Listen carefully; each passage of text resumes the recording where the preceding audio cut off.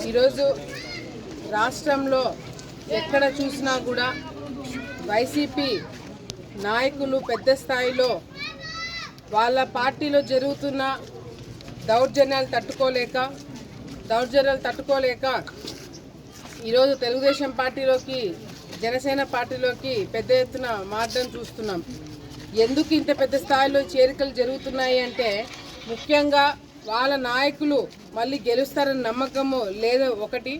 రెండో కారణం వచ్చేసి ఈరోజు ఏ వైసీపీ కార్యకర్తలు అయితే ఎమ్మెల్యేలు గెలవడానికి ఎంతో కృషి చేశారో ఆ కార్యకర్తల దగ్గర నుంచి ఈరోజు వాళ్ళ భూములు వాళ్ళ ఆస్తులు లాక్కొని ఈరోజు సొంత పార్టీ కార్యకర్తలకే అన్యాయం చేసే పరిస్థితి ఈరోజు కనపడుతుంది. కాబట్టే ఈరోజు తెలుగుదేశం పార్టీని నమ్ముకొని చాలామంది రావడం జరుగుతుంది. ఎక్కడ చూసినా కూడా అవినీతి అక్రమాలు జరుగుతున్నాయి తప్ప అభివృద్ధి జరగట్లేదు. గతంలో ఆంధ్ర రాష్ట్రం అంటే అన్నపూర్ణ, గతంలో ఆంధ్ర రాష్ట్రం అంటే అన్నం పెడతారనేవాళ్ళు, కానీ ఇప్పుడు ఆంధ్ర రాష్ట్రం అంటే అప్పుల పాలన అయింది. ఈరోజు సిరివెల్లలో ఇంటింటి ప్రచారం చేస్తున్నాం. ముఖ్యంగా ఈ ముస్లిమ్స్ ఉన్న ప్రాంతంలో ఇంటింటికి తిరుగుతున్నాము. ఎక్కడ చూసినా కూడా అందరినీ కూడా నేను కనుక్కొని పెద్ద మనుషులు అందరినీ కూడా అడుగుతున్నాను.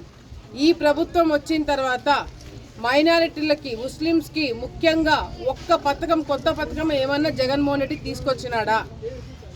ఏ ఒక్కరి దగ్గర కూడా సమాధానం లేదు.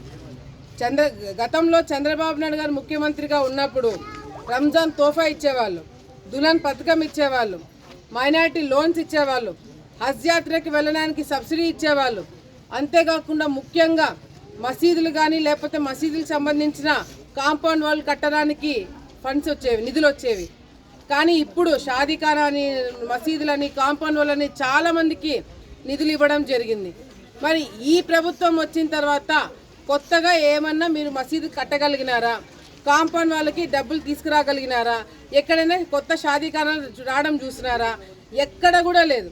అంటే కేవలము ముస్లిమ్స్ని మైనారిటీ సోదరులను అందరినీ కూడా ఓట్ల కోసం వాడుకోవడమే తప్ప వాళ్ళకి ఈ ప్రభుత్వం వచ్చిన తర్వాత ఒక్క కొత్త పథకం కూడా పెట్టలేకపోయినారు.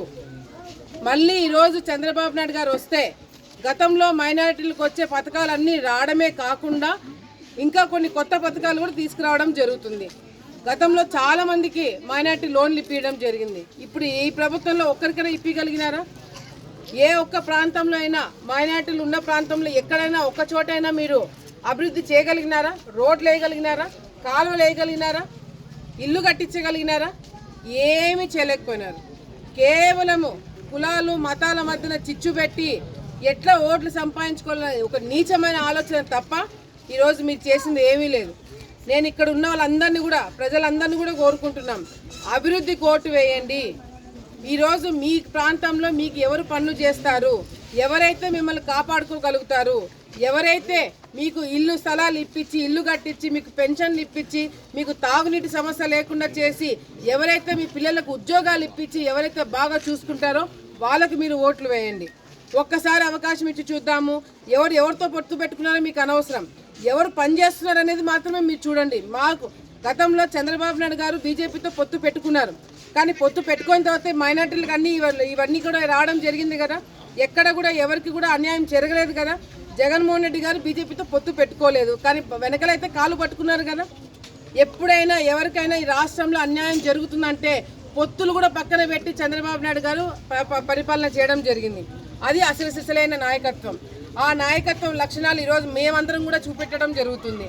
ఈ ప్రాంత ప్రజలకి ఎవరికైనా మతాలకు అతీతంగా కులాలకు అతీతంగా ఏ ఒక్కరికి అన్యాయం జరిగినా పోరాటాలు చేయడానికి మేము సిద్ధంగా ఉంటాం. మమ్మల్ని చూసి ఓటు వేయాలని చెప్పి కూడా సందర్భంగా ఇక్కడ ఈ ప్రాంతంలో ఉన్న ప్రతి ఒక్కరిని కూడా కోరుకుంటున్నాను. మళ్ళీ నేను సిరివెల్లకి గెలిచిన తర్వాత ఇక్కడ ముఖ్యమైన సమస్య డ్రైనేజ్ ప్రాబ్లం, అంతేకాకుండా రోడ్ల సమస్య, తాగునీటి సమస్య, ఇవన్నీ కాకుండా చాలామందికి స్థలాలు ఇల్లు లేవు. ఇవన్నీ కూడా ఒక ప్లానింగ్ ప్రకారంగా నేను గెలిచిన తర్వాత సిరివెల్లని 5 సంవత్సరాల్లో ఏ విధంగా అభివృద్ధి చేయగలుగుతామనేది నేను చేసి చూపెడతాను. నా మీద నమ్మకం పెట్టుకొని ఈసారి మీరందరూ కూడా ఓటు వేయాలని చెప్పి కూడా ప్రతి ఒక్కరిని కూడా నేను కోరుకుంటున్నాను.